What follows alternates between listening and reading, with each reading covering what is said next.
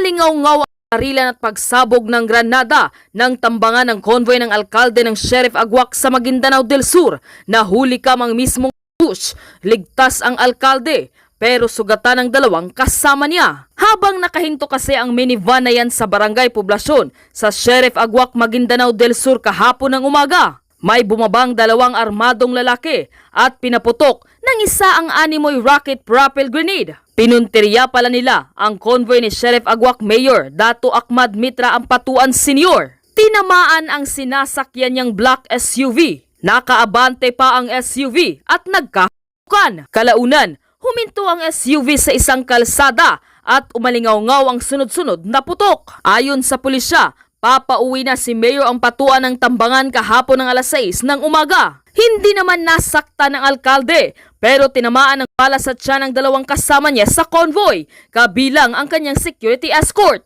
Agad namang isinugod sila sa pagamutan. Si Mayor, sir, okay po siya ngayon. Yung dalawang securities niya nasa hospital din po. Both ay may tama sa left side ng abdomen.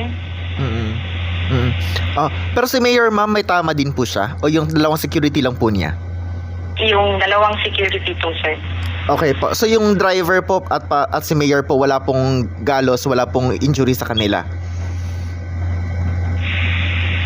As per the reported by the MDS, sir, wala po, sir. Tumakas ang mga sospek sakay ng minivan pero sa hot pursuit operation, 3 sospek ang patay sa bayan ng Dato Unsay. Mariin namang itinanggi ni Commander Adam o mas kilala bilang Blackstone Adam sa kanyang Facebook Live na wala umano siyang kinalaman sa nangyaring pananambang kay Mayor Ahmad Ampatuan. Ito ay matapos kumalat ang larawang magkapareho ng numero ang sasakyan na ginamit sa pananambang sa nasabing alkalde. Narito ang panayam kay Mayor Dato Ahmad Ampatuan isang araw matapos ang naging pananambang sa kaniya.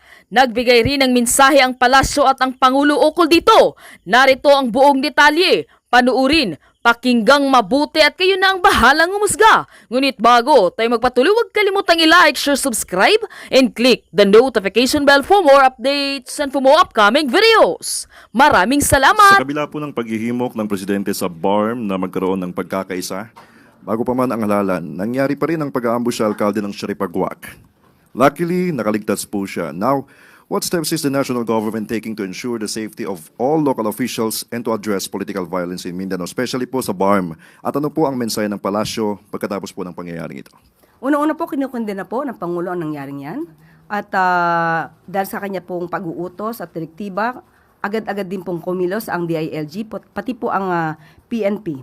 At pinupuri nga po ng DILG Secretary, John Vicar Remulla, ang mabilisang pagresponde ng Police Regional Office Bangsamoro Autonomous Region sa nasabing insidente.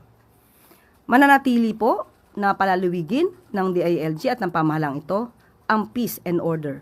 So, doon sa ating mga kababayan dyan, kung meron po kayong nakikitang kakaibang aksyon, kahina-hinala, ipagbigay alam lamang po kaagad sa mga otoridad para po mas mabigyan pa po kayo ng karampatang proteksyon. Siguro, ako hindi ko rin masagot yun kaya matagal na ko nagpolitika, nambos din ako. Palagi na ako naambos. Kung politika, siguro natapos na yung politika, baka, aywan ko ba, nung ano ito, saan ito, saan galing, hindi ko rin masagot yung tanong mo na, basta ako, di ko masigurado sa inyo yung politika o ano. Pero may... Ping ko na ito, kaya ito nang inibigay niya ala sa akin. Basta hindi pa sabi ko magpaigala na mamatay ko, hindi ako mamatay. Sinong tao na gano'n na kalakas na bari sa akin? Dapat barilin na yan. Mga baril na yan, itago yan. Ang kuwan ko naman dito sa mga kuwan, paano nalabas yung RPG-7 na yan? Ako naman ay kung ganon, pasalamat ako sa kanya kay may ganon ng mga statement ng mga opisyal sa Chief PNP. Yun lang masabi ko sa kanya, salamat talaga kay tinulungan mo kami dito kasi wala kaming kakayanin dito na kaming maghanap ng mga ganyan ng mga tao. Ang magkakaya lang dito Pulis at saka military. Oh. Okay. Bale, yung dalawa na hospital din doon sa Takurong, kahapon inoperahan din yung isang tao ko. Tapos, hapon siguro operahan din yung escort ko na sundalo, 90 IB. Okay, dalawang natamaan sa akin eh. Hindi ko rin kilala yun. Hindi ko kilala yun. Kahit yung mga sinasabi nila na minivan na, hindi ko rin kilala yun eh. Kaya ko hindi ko man sila ginapansin anong ginagawa nila. Kaya sa akin, kinikuan ko sa akin, hindi ko man sila kalaban. Lalo na yung bumaril sa akin, hindi ko mga kilala yun. Hindi ko kilala talaga yun. Okay. Okay. Bandera? Mayor, marami akong nagtatanong na mga kababayan natin kung gaano ho, is it safe dumaan dito sa National Highway ng Bagante following ng incident po sa inyo para hindi po sila magpadala sa kanilang kaligtasan yung mga traveler na dumakadaan doon dito sa Sharif Agwak Highway po. Kamusta ho in general ang law and order dito sa lugar natin? Dito, nangyari na yung kahapon. Wala man dito, walang problema dito. Pwede sila magdaan, ligtas sila dito, safety sila. Andiyan yung mga kasundaluan natin, andiyan yung kapulisan. Kaya silang dapat mag-secure ng daan. Sa ngayon, kahapon lang yun. Sa ngayon, wala na siguro. Marami ng tao dyan na ng palingki. Oo. Okay. Follow up lang? Yes. Sige po, may Yes, yes. ang dami hong CCTV no sa Sharif Agwak, talagang agtad ng CCTV dito ho sa lugar. Gaano ho kalaking bagay, gaano ho kalaking tulong itong napakaraming CCTV ho dito, installation sa lugar? Kung CCTV ang pag-usapan natin, o kung tao lang yung CCTV, pwede ako maghingi ng pasasalamat sa kanya. Kasi malaking tulong yan.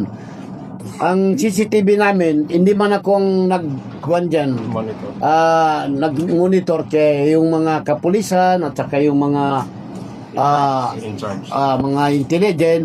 Bale, ang CCTV namin sa Saripagwak, ang naglagay dyan, nagbigay ng CCTV, lahat ng mga negosyante sa Saripagwak.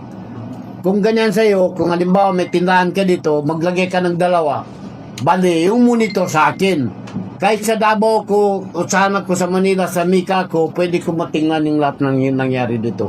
Kaya nga, kung may nangyari dito, sa palagyan natin, kahit kung makaligtas, ewan ko anong mangyari sa kanya. Gaano ho karaming CCTV dito Mayor?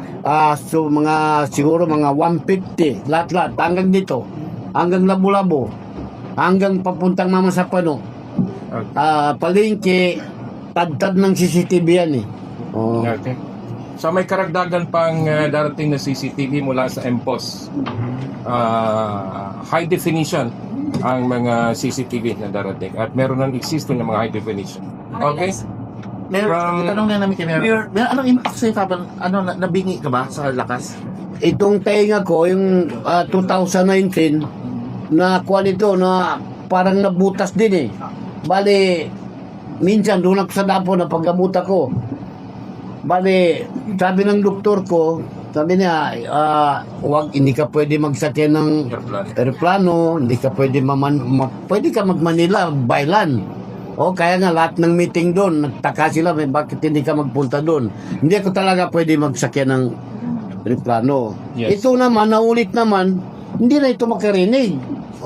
Sabi ko, bukas, kayo lang ang ginahintay ko, kaya mapacheck up muna ako, kaya pati yung dito ko, masakit eh, namagay dito ko. Sa impact ng RPG, okay. Ganyan yung sasakyan ko, kala ko matumba eh. Buti kay hasawa ng Diyos, yung sasakyan na bulletproof, at saka hindi pa nagpayag si Alan na kunin niya ako, kaya baka marami pa akong makatulong sa tao. Okay. From Brigada. Assalamualaikum Dato. Waalaikumsalam. Apat na beses na pong pinagkagaan ang buhay ninyo. At itong muli ay inapit kayo. Mayor, kukumbirma yan sapagkat maraming kasabi. Ano pong anting-anting ang gamit niyo? Ito, buting magandang tanong yan eh. Wala akong anting-anting na ilagay ko sa katawan ko. Sa akin lang ang anting-anting ko, kilala ninyo ako. Kahit sinong tao, pwede kong ngitian, pwede ko harapin. Wala akong ginapili na tao, sino man, at saka sinong dato, hindi dato. Basta makaharap lang kami. Wala akong anting-anting. Ang anting-anting ko si Ala. Follow up po, after the incident, nakipag-ugnayan po ko sa higher authorities regarding po sa inyong security personnel. Pinag-usapan pa namin. Ito pinag-usapan pa nung maganda dito. Okay, next question. Mayor, itong nangyari sa iyo, magiging hadlang ba ito sa pagganap mo ng iyong tungkulin? Siyempre, araw-araw ka mag-opisina. So, magiging balakid ba ito sa iyo na magampanan mo ang iyong tungkulin din ng alkalde o tuloy-tuloy lang ba? Tuloy-tuloy. Hindi nakabahala sa akin yan eh. Oo. Kung mag-office ako, mag-office talaga ako. Kung gawin nila ulit, siya lang marunong dyan. Oo. Kasi talagang hindi ko sila ginatakutan eh, kaya wala man akong kasalanan sa kanila. Oo. Ganyan din sa inyo, kung wala kayong kasalanan, bakit matakot kayo sa isang tao na wala kang alam na ginawa sa kanila? Nabanggit niyo po kanina, Mayor, na paghahanda ng month of Ramadan ang tinungo ninyo sa pagsambayang ko rin ng Sunnah. After ng incident, tuloy rin po ba yung preparation for Ramadan? Tuloy. Wala po kayo sa buong bar na talagang full support sa Relihiyong Islam. Sa amin dito, nag-usap-usap kami, nandito si Presidente ng District Sector. Ito ang pinag-usapan namin, lalo na kami magtuloy ngayon. Kasi magtulong din yung mga military at saka ating kapulisan at saka nag-iingi ako ng tulong sa KRD at saka si Division Commander na itong Ramadan na ito, doon din ako nag-iingi sa kanila ng tulong na malaking tulong na walang mangyari dito sa bayan ng Saripagwak. Kasi civilian lahat ang tao dito. Okay. We have 10 minutes remaining time, ano? Okay. PTV. Mayor, gusto lang po namin kamustahin yung inyong kalagayan po as of now po. Kalagayan ko ngayon, kaya nga medyo hindi makarinig yung isang tenga ko. At saka yung dito ko, masakit, hindi ko makaganyan. Na okay rin ako, inshallah, na okay rin ako. Nakita niyo ako na nagkita-kita tayo. Ako, pagkakita ko lang sa inyo, masaya na ako, lalo-lalo yung mga idol ko dito. Idol ko kayo lahat. Kilala din niyo ako, walang konsakin. Gusto lang po namin Mayor, yung meron po kasing bagong post na kilala na daw po ng kampo ninyo kung sino yung mga nagtangkang mag-ambush sa inyo. Pulis lang ang marunong doon. Wala pang natanggap na mga ganun. Doon lang sa, pwede kayo magpunta ng police station. Ang ipakita ko lang sa inyo, yung pag-request ko ng security, ito. Pag-alis sa akin ng escort, ito, pa-blatter ko rin. Kasi ako, iningatan ko talaga ito kaya tuwing maalis sa akin escort, ganito na yung nangyari sa akin. Ganito na, namos na ko eh. Kung maalis pang escort ko ulit, magalis na ako dito kaya mambus naman tayo. Okay. Sir, from Vera Polasa po. Sir, kanina po tinanong kung ano po yung motive ng pagpananambang sa inyo. Kung hindi ko siya politics, it could be family grudge po ba? Ang sa akin lang, kagabi hanggang isang araw, iniisip ko, sinong kalaban ko? Sa politics naman, kung politics, natapos na yung election. Tapos na yung election. Okay, so short of saying na ang ating mayor, walang anumang hint kung sino ang nasa likod ng mga gawain ito.